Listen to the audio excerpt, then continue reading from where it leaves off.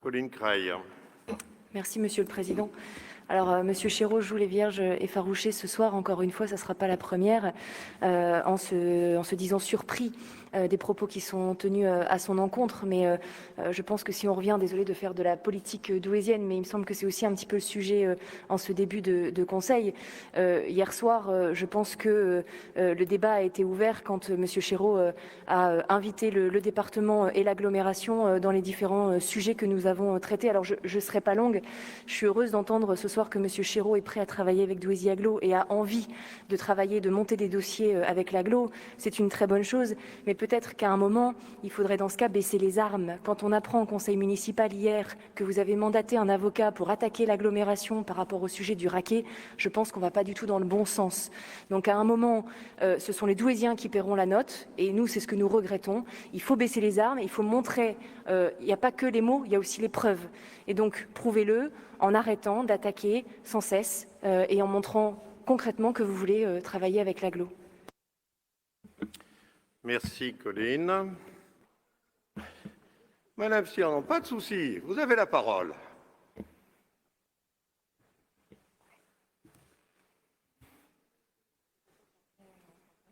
On ne vous entend pas. Micro. J'ai demandé à la technique. Vous voulez bien me gérer le problème de micro, s'il vous plaît?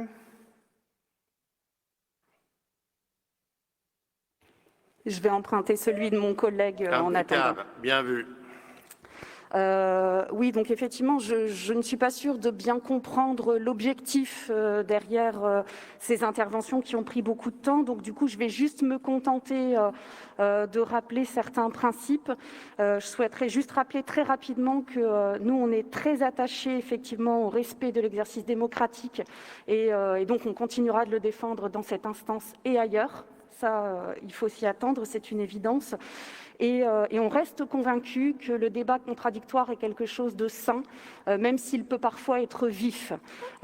Effectivement, l'idée de vouloir avoir un consensus absolu, est-ce toujours souhaitable? Le débat contradictoire est réellement source de richesse, même s'il peut, à certains moments, être désagréable. Donc, ce sont des objectifs qu'on continuera de poursuivre. Et je souhaitais juste également rappeler, si tant est qu'il soit nécessaire de le rappeler, que chacun dans cette Assemblée a le droit de défendre ses positions. Et c'est tout à fait sain également d'avoir des visions de territoire qui soient différentes. C'est ce qui construit à un moment donné un projet. Merci, j'avais dit que j'aurais fait court, j'ai respecté ma promesse. Bien vu, Madame Cyrnon. Est-ce qu'il y a d'autres demandes de